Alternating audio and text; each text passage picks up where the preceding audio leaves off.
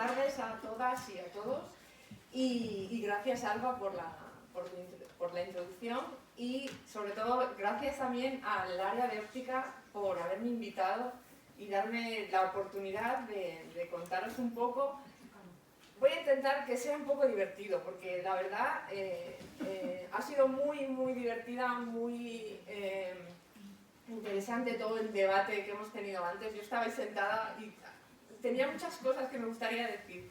Era la primera mesa redonda a la que asistía sobre esos temas, o sea, lo digo con total vergüenza y bueno, siempre tiene que haber una primera vez, ¿no? Y me alegro de que fuera aquí con, pues eso, con tantas compañeras de óptica y de otras disciplinas, así que encantada, muchísimas gracias por la invitación, ¿no? Entonces, yo cuando preparé un poco la charla o cuando pensé qué contar, tenía claro que quería contar mi historia. Es decir, yo creo que he llegado, ahora mismo soy profesora contratada doctora, pero nunca imaginé, cuando estudiaba la carrera, nunca imaginé que yo iba a ser profesora. Entonces yo creo que, bueno, pues soy de esas personas que ha tenido, yo creo que suerte en el camino y a veces he tomado, como me dijo una vez una persona, tomado la decisión correcta en el momento correcto. Entonces, bueno, pues aquí voy con ello, ¿vale?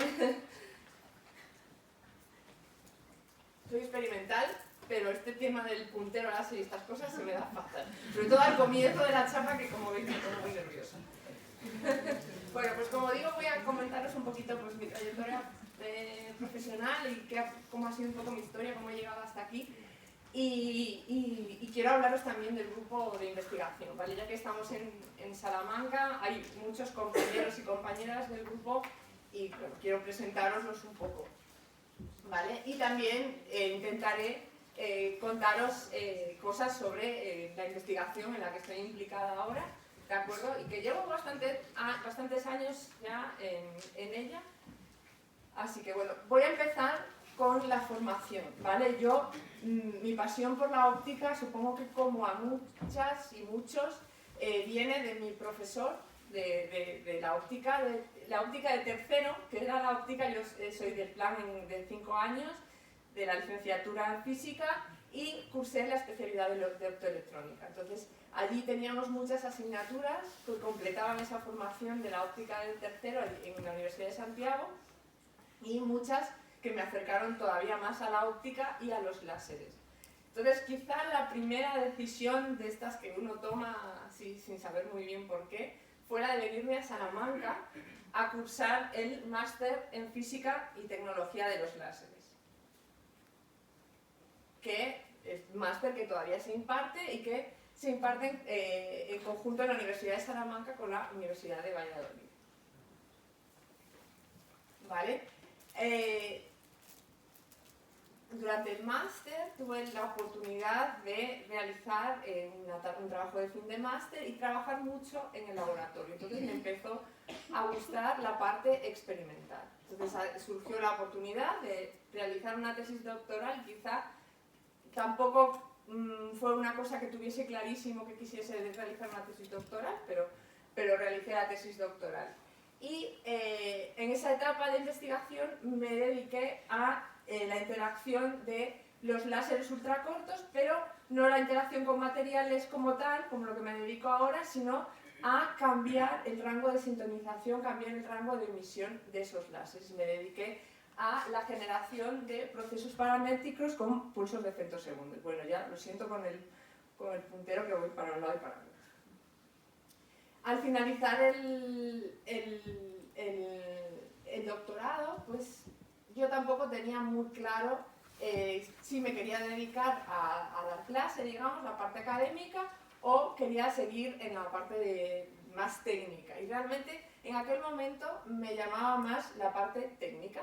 Entonces tuve un primer contrato postdoctoral en el Centro de Láseres Pulsados. Y allí cambió un poco todo, ¿no? En vez de dedicarme a la investigación, que era un poco lo que había hecho durante la tesis, pues me dediqué a un trabajo muy variado. Entonces, por eso me gustaba un poco contar esto aquí, ¿no? qué tipo de trabajos he ido desarrollando, que he ido teniendo a lo largo de mi trayectoria. Entonces, en el Centro de Láseres Pulsados tuve la oportunidad de conocer cómo son estos sistemas de láseres de pulso, es decir, cómo es la tecnología que nos permite amplificar pulsos. Entonces allí el centro estaba iniciándose y había una serie de sistemas láser que cada uno tenía sus características peculiares. Ahora el Centro de Láseres Pulsados es una ICTS que está centrada en usuarios y su eje central, digamos, es un láser muy potente, es un láser de petavatio. Bueno, en mi etapa todavía no existía ese láser y teníamos otros sistemas que yo tuve la oportunidad de trabajar con ellos. Entonces era un trabajo no dedicado a la investigación, era un trabajo dedicado pues, al mantenimiento de los sistemas. Por ejemplo, una de las cosas que aprendí a hacer era a intercambiar el medio activo de un láser de bombeo. Este tipo de cosas pues era parte de la formación de un técnico en estos sistemas. Entonces yo ahí pues me diversifiqué un poco y también trabajé en eso. Y por otro lado, participé en este proyecto, ¿vale? Que era un proyecto en colaboración con una empresa, en este caso era Iberdrola Ingeniería y Construcción, y que también pues, se trataba de aplicar estos láseres a un proceso, quizá era una etapa pues, muy primaria o una cosa muy avanzada lo que se pretendía conseguir, pero a mí me permitió pues, estar, como digo, en otro ambiente diferente, y ese ambiente era el contacto con una empresa y el intentar explicar. Nosotros teníamos la parte científica, explicábamos nuestros experimentos, y la empresa pues tenía sus objetivos. Bueno, pues ahí también digamos que aprendí a moverme, como se puede decir, en esos ambientes, un poco muy distintos al de la investigación, ¿vale? Pero realmente yo quería hacer un trabajo técnico más especializado y en el que ya sí que estuviese aplicando el láser, ¿vale? Ahí surgió pues, mi primer contrato postdoctoral ya relacionado con el microprocesado de materiales, que es la línea en la que trabajo ahora. Y este ha sido pues, un poco, esto sería una progresión normal o de una persona que termina su doctorado y empieza un contrato como un técnico especializado, pero bueno, pues el destino quiso que no fuera así. Este contrato duró solo un año, y esto, bueno, lo tengo así para yo acordarme de todas las partes, ¿no? Pero que veáis, digamos que los 8 ítems son como mis distintos contratos, ¿vale? Donde estoy ahora, como os he dicho antes, pues sería aquí, ¿vale? Entonces, el segundo contrato postdoctoral sería este de aquí, ¿vale? Y ese contrato se finalizó. En 2015 nació mi hijo, un poco lo que hablábamos antes, esa revolución o que como queramos llamarle, ¿no? Ese momento de la maternidad, que, bueno, pues hay unos momentos en los que tienes que estar. Como hay tareas que nadie puede hacer por ti, pero bueno, yo encantada, ¿no? Digamos que no es que coincidió, las dos cosas se coincidieron así, es decir, se terminó el contrato y surgió la maternidad. No quiere decir que porque yo me haya quedado embarazada se terminó el contrato, que no se malinterprete esto, que podría ser, que no sería el primer caso, ¿vale? Entonces, bueno, pues esa posibilidad no surgió y aproveché, a esto que pone ANECA no quiere decir que yo trabajase para la ANECA, aproveché ese momento, ese tiempo que yo estaba en casa para hacer la acreditación. Por eso digo que hasta en ese momento hice la acreditación también pensando que, bueno, pues que había que tenerla, pero que era muy difícil conseguir o llegar a optar a una plaza en la universidad, ¿de acuerdo? Pero lo hice, preparé los papeles y me concedieron ya la de contratado doctor, ayudante y contratado doctor. Vale.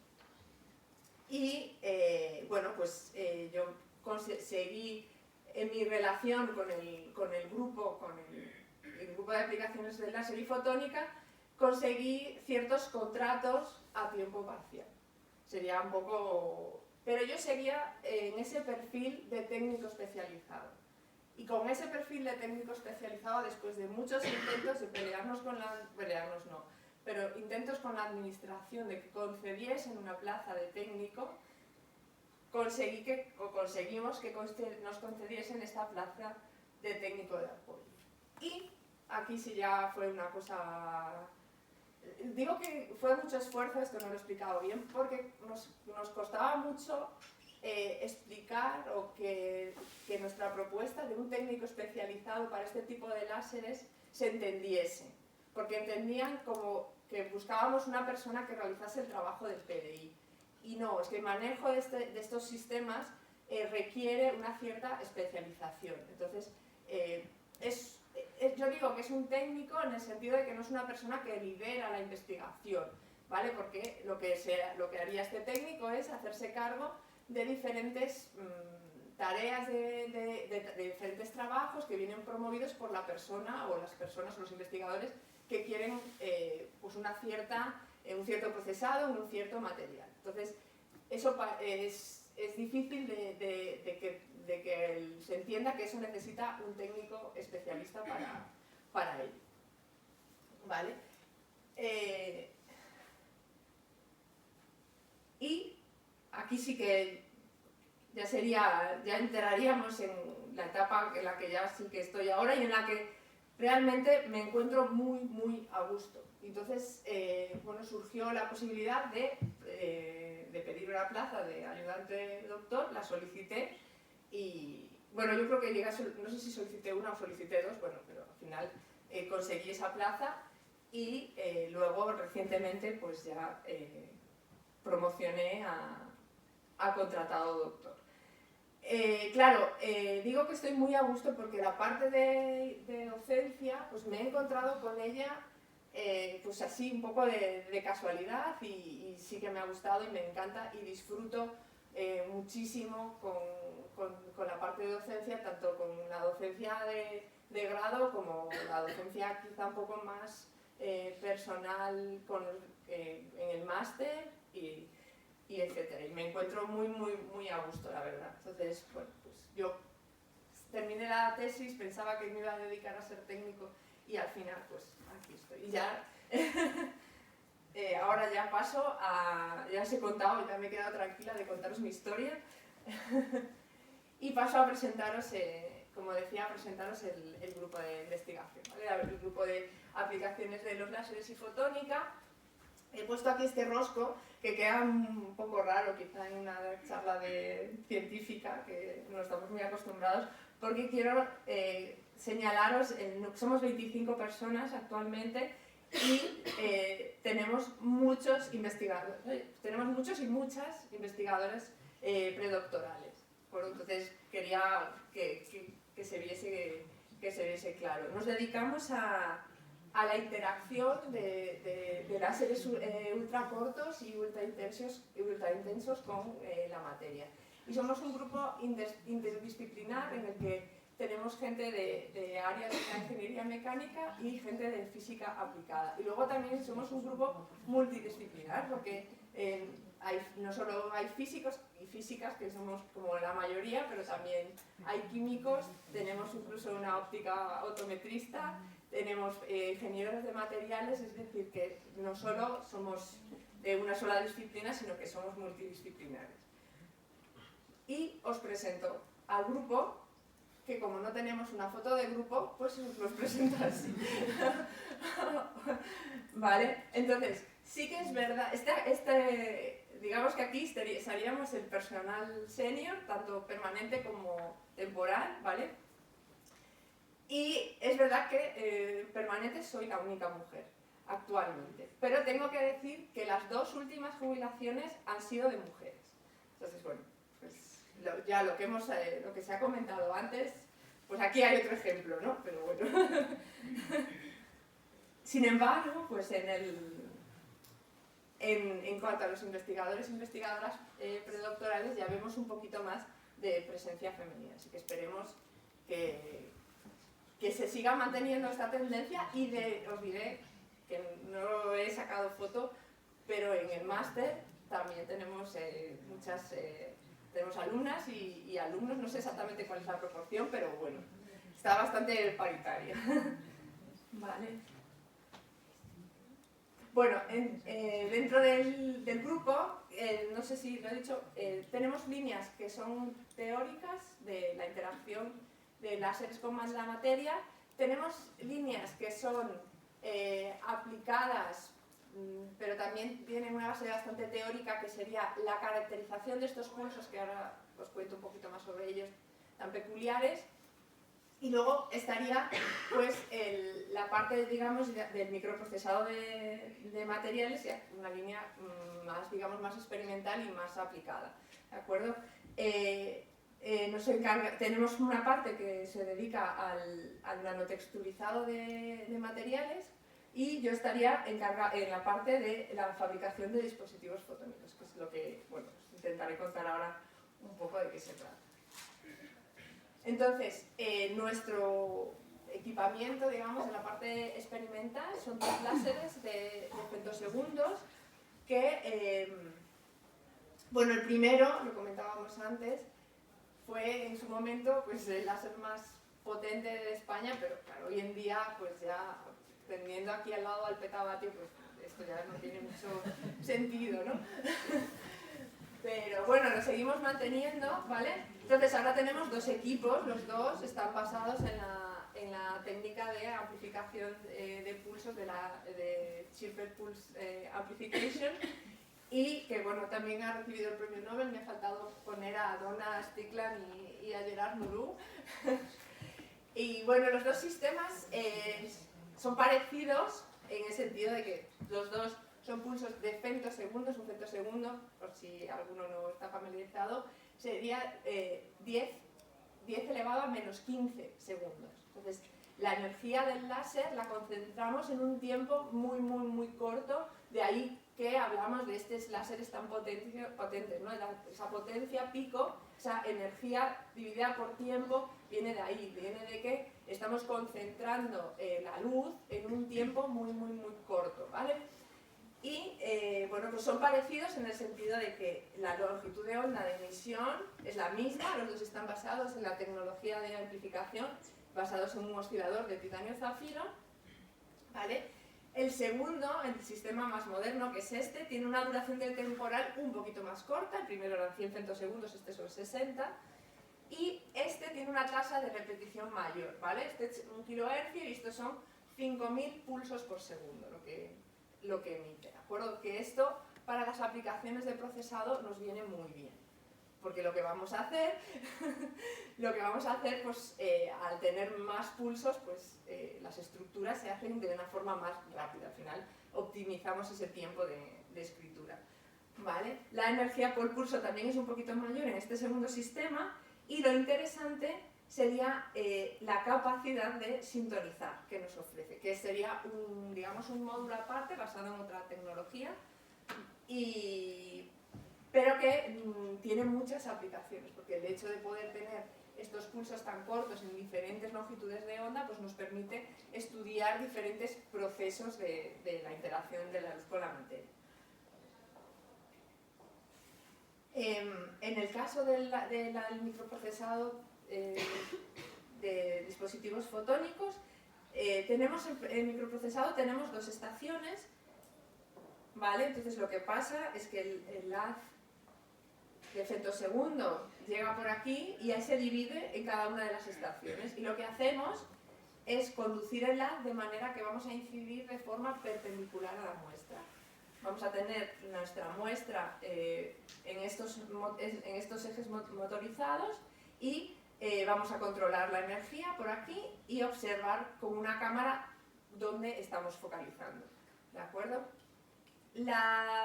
Normalmente dividimos los trabajos de microprocesado de materiales y los de dispositivos fotónicos se dividen, ¿no? Cada uno se hace en un banco. Y es que este segundo banco nos permite escribir estas estructuras tan chulas en los materiales.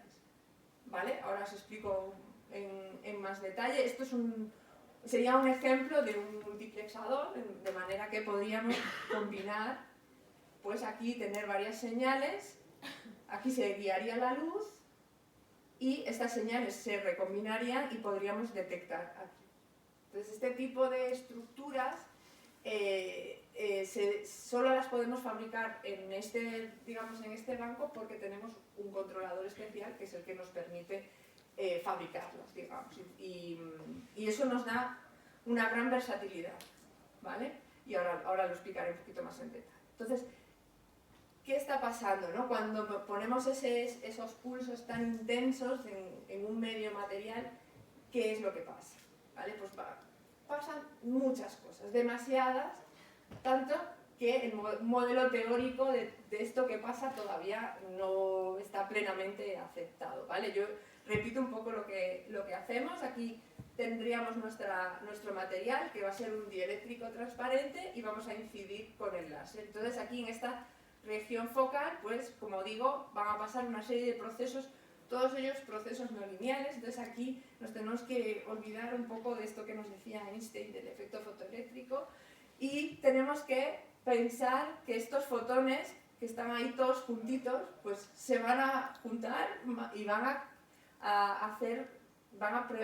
van a dejar ionizar la materia, ¿de acuerdo? Este sería un poco el tipo de estructura que se crea, ¿vale? Os pongo unos ejemplos de las estructuras que se crean en los materiales. Aquí la flechita roja indica que hemos incidido como aquí y estamos viendo la muestra desde este punto de aquí. Entonces se crean este tipo de estructuras, y esas son las estructuras que nos interesan. ¿Vale? ¿Y por qué nos interesan estas estructuras? Porque lo que sucede es que si controlamos la energía, ¿vale?, la intensidad que estamos poniendo dentro del material, pueden ocurrir dos cosas. Puede ocurrir que tengamos una pequeña modificación, en particular nos interesa el índice de refracción del material, o un daño estructural. ¿Vale? Entonces, cuando tenemos una pequeña modificación del índice, porque hemos puesto poca intensidad, esto es del poco, mucho es relativo, ¿vale?, lo que conseguimos en la mayoría de los gases es que el índice de refracción aumenta en la zona en la que hemos irradiado, con lo cual automáticamente estamos generando una guía de ondas. Entonces, si yo desplazo mi muestra con respecto al láser, el camino que forme el láser va a ser una guía de ondas.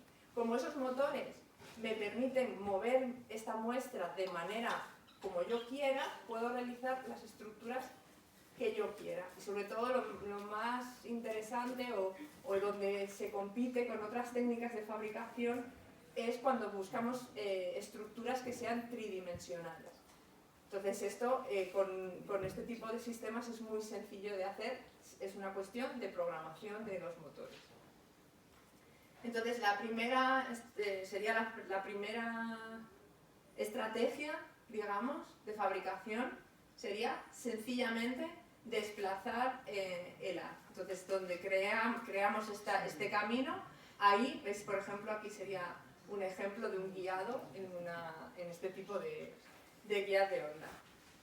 ¿Qué sucede? Que en los cristales lo que se consigue normalmente es que el índice de refracción, disminuya, con lo cual esta estrategia sencilla no nos vale.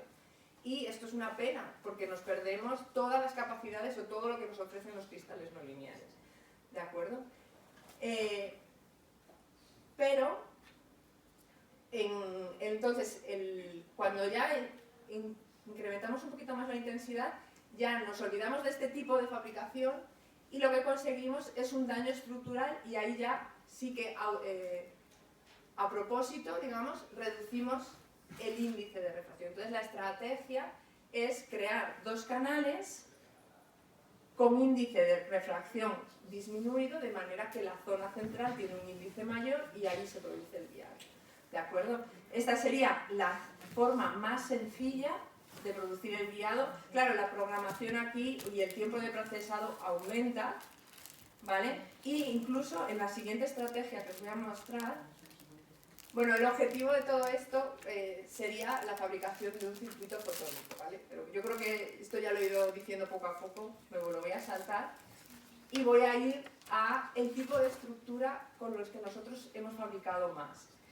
En este caso, estamos en el caso en el que sí, tenemos mucho daño, ¿vale? Esto sería la muestra vista desde aquí y cada uno de estos sería el camino que, de modo, lo que yo quiero. Entonces, un poco, y tal. Por otro lado, este tipo de guías son muy interesantes en cristales porque guiamos las dos polarizaciones horizontal y vertical. Entonces, cuando lo queremos utilizar a procesos de generación de frecuencias, pues eso es muy importante, mantener las propiedades de los materiales sin modificación en la zona en la que luego va a guiar.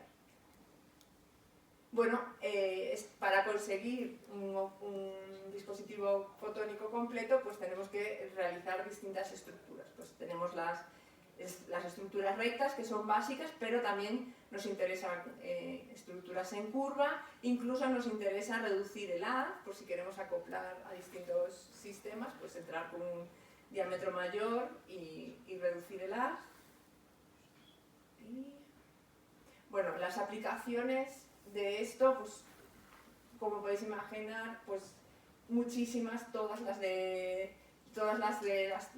sensado, incluso la fabricación de microláseres. Tenemos un proyecto, en cuanto a la fabricación de láseres, sí que tenemos una colaboración muy activa con un grupo en la Universidad Rovira y Virgil y bueno, pues probamos distintos materiales para intentar conseguir emisión en 2 micras, que también es una longitud de onda que es muy interesante. Y por otro lado, tenemos también una colaboración muy activa en el Instituto de Planetología y Astrofísica, creo que se llama, de Grenoble, en el que, por ejemplo, hacemos este tipo de estructuras en las que con una técnica de interferometría intentamos tener guiado de luz y a la vez extracción para poder tener detección. Esas serían un poco las líneas así que tenemos más que tenemos abiertas ahora mismo. Y este caso sería, por ejemplo, este caso se aprovecharía mucho de esto que os comentaba, ¿no? del ser tridimensional. Aquí entraríamos con una vía multimodo y esto se separaría al propagarse con el material de manera que a la salida tuviéramos los distintos haces separados. Bueno, y esto es todo por mi parte. Muchas gracias.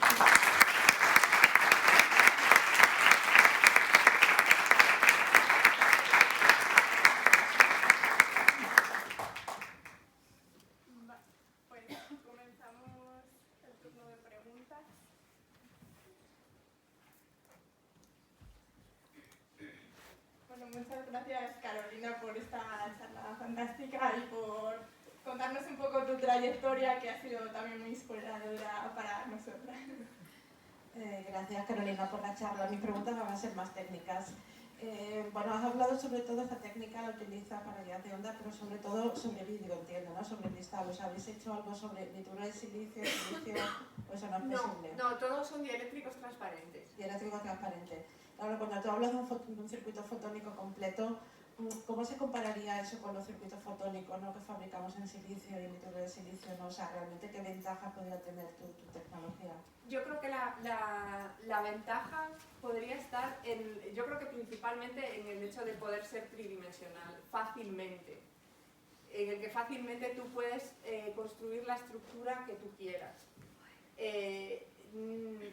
No veo que de la otra manera, yo creo que la miniaturización, que es una cosa también muy importante, yo creo que se puede conseguir de las dos maneras. Yo creo que aquí está la flexibilidad y un poco la facilidad, porque no requiere una preparación de la muestra, no requiere una sala limpia. Yo creo que va un poco por ahí la ventaja. Como detección o como método, yo creo que no, en ese sentido no ganaríamos nada, pero sí que es algo que está al alcance, digamos, de cualquiera, ¿no? Quizá al hablar de un circuito completo, pues igual estamos aún todavía, como digo, sentando las bases, porque este tipo de estructuras, el ver cómo realmente se divide la luz, pues requiere, no, a ver, yo lo he dicho así, pero bueno, pues hay todo un trabajo detrás de la programación y de ver cuáles son las mejores estrategias. ¿Sí? ¿El nivel de pérdidas que tenéis en este tipo de estructura de visores y tal es bajo también o las pérdidas?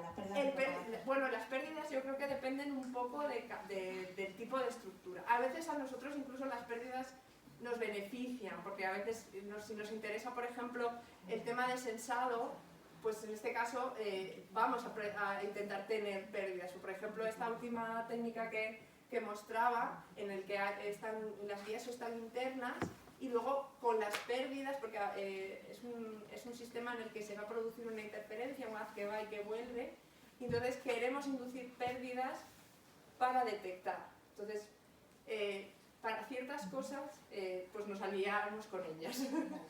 Gracias. Gracias.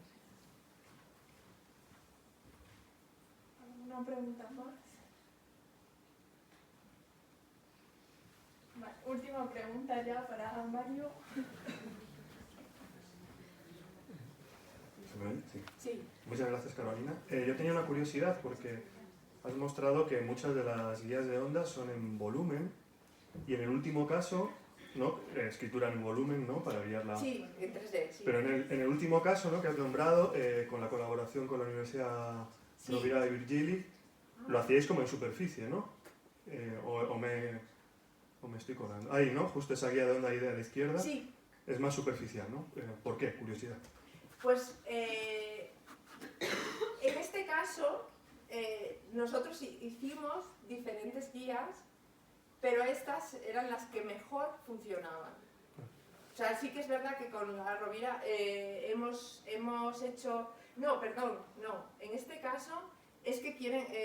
sí, perdón, es verdad que hemos hecho distintos trabajos con ellos y algunas veces son internas y otras veces son superficiales. Aquí no. Aquí es porque se está utilizando para hacer Q-switching con un absorbente saturable que va encima de la guía.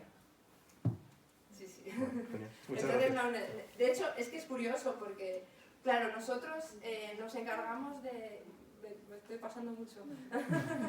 Nos encargamos, digamos, de la parte técnica de la fabricación, pero luego, claro, los grupos colaboradores son los que, por ejemplo, se encargan, en este caso, pues del absorbente saturable y de las aplicaciones, en realidad. Y lo que quería comentar es que, claro, yo no tengo... Ellos trabajan en 2 micras, yo no tengo... En el laboratorio no puedo saber cómo de bien funciona mi guía con 2 micras, porque no tengo un láser que emita 2 micras. Y entonces yo inspecciono las guías en el microscopio óptico. Esta es una imagen del microscopio óptico. Y yo pienso, digo, bueno, pues ¿cómo funcionará mejor? Pues si estos tracks del láser están aquí pegados. Sería lo lógico que... Pero claro, aquí jugamos con la óptica no lineal y la óptica no lineal a veces hace lo que ella quiere. Entonces lo que hacemos es diferentes estructuras con diferentes parámetros. Este parámetro de poner la guía en superficie o enterrarla un poco es una variación de la micra y te varía muchísimo por esto que estamos hablando. Y bueno, pues al final las que yo pienso que no funcionan son las que funcionan mejor. Gracias. Vale, pues bueno, ya no nos da tiempo a más preguntas. Agradecemos otra vez a Carolina.